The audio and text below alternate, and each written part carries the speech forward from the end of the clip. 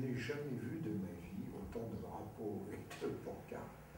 Mais surtout, moi, ce qui m'a impressionné, c'est cette foule compacte aux enfants, mais consciente de la force qu'elle s'approprie à un moment donné. Et avec ça, on a soulevé des montagnes. Vous avez vu à Toulouse, d'après les médias, 50 000, donc vous en rajoutez un petit peu, bien sûr, pour vous tromper. On attend un déluge pour samedi de la semaine prochaine à Marseille. Et l'apothéose, peut-être, le 19 à Paris. Et à mon intérêt, que ce soit bon, hein, parce qu'ils sont tous avec leur escopette pour dire oh, c'est en recul sur la Bastille, etc. Mais surtout, moi je pense qu'il y a des choses. Alors, c'est pas gagné encore. Hein, Quarter, j'ai fait une réunion dans un foyer, le foyer de la rue Rochebrune. Donc c'est très intéressant. 70 personnes, des gens très politisés, des gens d'origine malienne, mauritanienne, tout ça, très politisés, ils sont là depuis des dizaines d'années. Est-ce que le SMIC à 1700 €, c'est possible? Parce que on est encore là. Hein, ouais. Et quand je leur dis, mais écoutez, il y a 5 ans, Carlos Ghosn, le patron de Renault, gagnait 3 millions d'euros par an, et maintenant il en gagne 9 millions. Est-ce que vous vous êtes posé la question si c'était possible? Et ils l'ont fait sans se casser la tête. Et je pense qu'on est en train d'arriver à une étape où on est en train de basculer, où il y a une partie du rêve anticipateur avec une vision qui permet d'imaginer l'avenir et de renouer avec nos grandes idées de liberté et d'égalité. Et il y a quelque chose qui a frappé, parfois choqué certains. Moi, elle ne me choque pas. C'est renouer, non pas avec le nationalisme comme certains, mais avec le patriotisme et l'idée que notre histoire porte des valeurs, alors dans les conditions d'aujourd'hui, hein, on n'est plus ni en 1793, ni en 1871, mais quand même, hein, il y a de quoi faire. Hein, quand le 24 décembre au soir, on téléphone parce qu'on est en train de virer de l'hôpital un type qui est en crise néphrologique, parce qu'il n'a pas ses papiers, bon, jusqu'à présent, soigner les gens. Regardez après si vous avez les papiers, non? C'est quand même souvent des choses de base dans notre pays. Et la culture que tu évoquais tout à l'heure, enfin, qu'on renoue aussi avec cet héritage, ça commence à devenir nécessaire. Moi je trouve, et qu'on ne soit pas inhibé, hein, on réapprenne à exiger le meilleur dès lors que justement on n'a pas grand-chose. Moi, je reçois souvent des gens qui sont en surendettement. Alors, CTLM, par exemple, ça c'est formidable, les grosses là. Et alors, c'est formidable, parce que je dis pas ça pour que vous veniez tous lundi matin. Mais quand j'interviens, c'est souvent Marie-France qui fait le boulot. Mais tu sais, on en envoie de la nous. Hein. On voit régulièrement Leader Press qui vient nous prendre à part, parce que je les connais et tout. Et là, je téléphone. Et oui. Et alors, comment ça se passe à ce moment-là? On prend contact avec ce CTLM, vous ne savez pas ce que c'est, peut-être. Si vous savez, connaissez, vous ne savez pas de qui ça dépend. Non. C'est la BNP. Ah. Des milliards de bénéfices. Oui. Tous les grands organismes de crédit sont directement liés aux 4 plus grandes banques françaises. Tous. Tous. Et vous savez ce que ça rapporte, hein? Ça rapporte entre 15 et 25% d'intérêt. Les gens, on leur dit crédit gratuit, c'est couillon. Au lieu de croire que crédit gratuit, ils devraient tout lire, surtout ce qui est écrit dans les petites lignes. Et il dirait que c'est pas gratuit. Mais moi, je ne suis pas d'accord avec vous. Moi, je ne suis pas d'accord avec vous. Parce que quand vous êtes pris à la gorge, vous n'avez pas d'autre solution parce que vous allez à la facilité. D'accord. Voilà. Quand vous demandez à l'autre, vous pouvez me prêter, il n'a pas. Là, il n'a pas. Là, vous avez frappé à cette porte-là, on vous ouvre, on vous donne avec facilité. Vous y allez. Après, vous ne voyez pas les conséquences. Mais on commence à discuter de ça, et là, vous commencez à causer.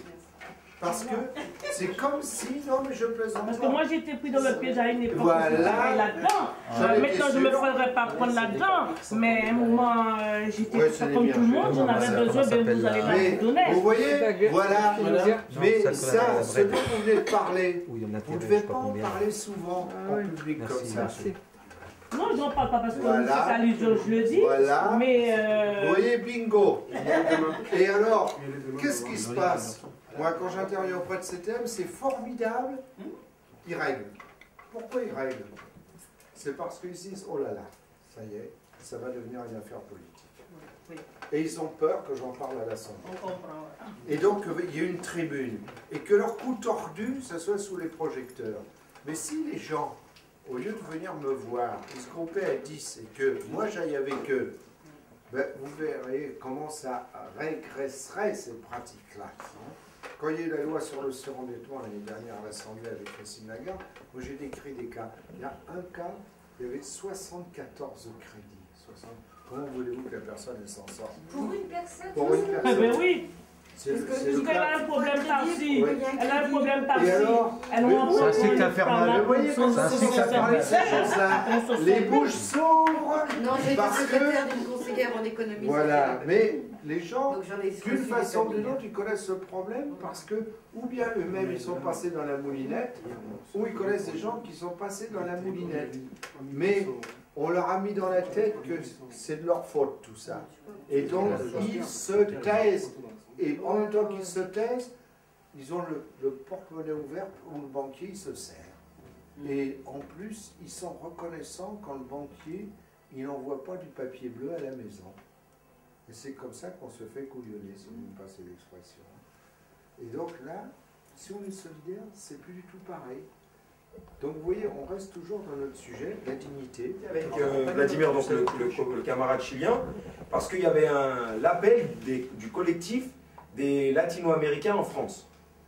Et il y a eu un grand succès hier parce qu'il y avait beaucoup de monde dans toute la richesse et la diversité de l'Amérique latine.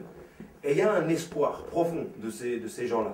Que ce soit des Chiliens, que ce soit des Uruguayens, des Argentins, des Brésiliens.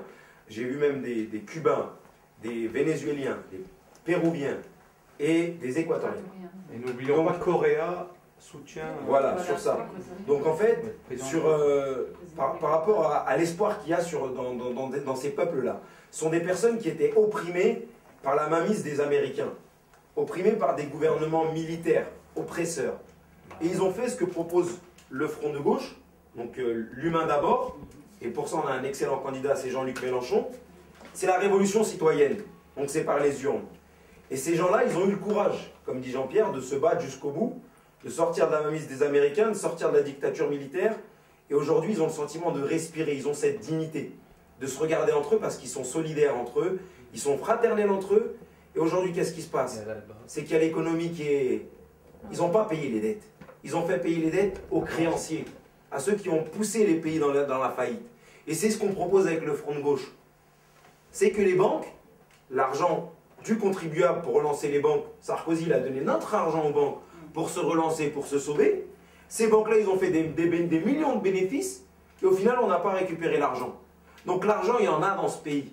Et il y en a plus que jamais. Donc quand ils nous disent, oui, Mélenchon, le SMIC à 1700 €, c'est possible. Pourquoi les riches, ils ont eu le bouclier fiscal et ils ne payent pas d'impôts, alors que tous autour de la table, on paye de plus en plus des impôts? Il faut juste, on parle d'utopie, mais non, c'est la répartition des richesses. C'est tout. C'est la République sociale. Et c'est ce qui se passe, la justice sociale. C'est ce qui se passe aujourd'hui en Amérique du Sud. Et moi, j'ai vécu là-bas, et je vous assure qu'il y a mon cœur qui m'appelle, parce que là-bas, on vit, on respire. Et pourquoi je milite pour le Front de gauche? C'est parce qu'il y a cet espoir autour de nous. Et depuis le début, je porte l'espoir d'une victoire du Front de gauche. Une victoire des esprits et des mentalités. Parce que comme disait Jean-Luc dimanche sur BFM TV, il a très bien parlé, c'était, oui, il y a une identification derrière la personne de Jean-Luc Mélenchon. Mais il a très bien parlé en disant qu'il y a toute cette masse populaire qui est derrière, et c'est celle-là qu'il va falloir gérer. Parce que Mélenchon, c'est juste le porte-drapeau, entre guillemets. Mais derrière, c'est nous tous, sur le terrain, qu'est-ce qu'on va décider au soir du 22 avril, et même si on a été déçus, et je pense qu'on a cette légitimité d'avoir été déçus par différents partis, que ce soit à gauche, à droite, mais on a ce devoir aujourd'hui, je pense, on en revient plus que jamais, comme le disait Jean-Pierre, à nos intérêts de classe. On fait partie des couches populaires.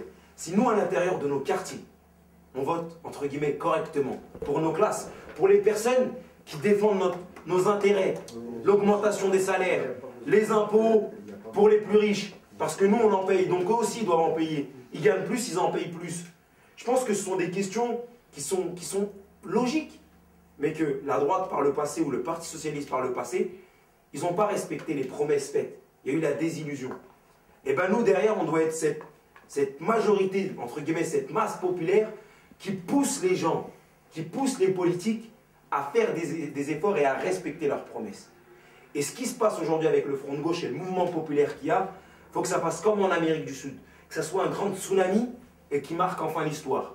Pour que, comme dans la vidéo, on vous fait un dessin, en 2052, entre guillemets, on puisse raconter à nos enfants, à nos petits-enfants, ben voilà ce qui s'est passé dans la Révolution citoyenne. Et aujourd'hui, on vit bien tous ensemble. La paix des cœurs, comme dit Jean-Luc Mélenchon. Qu'on soit blanc, noir, jaune, on est tous des êtres humains. Et c'est pour ça que le programme du Front de gauche, c'est l'humain d'abord.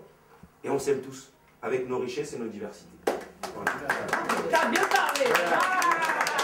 Vladimir qui a mené la révolution à l'époque en Amérique. La relève est assurée. La relève de Voilette assurée. Le mari est convaincu. Juste Vladimir qui a...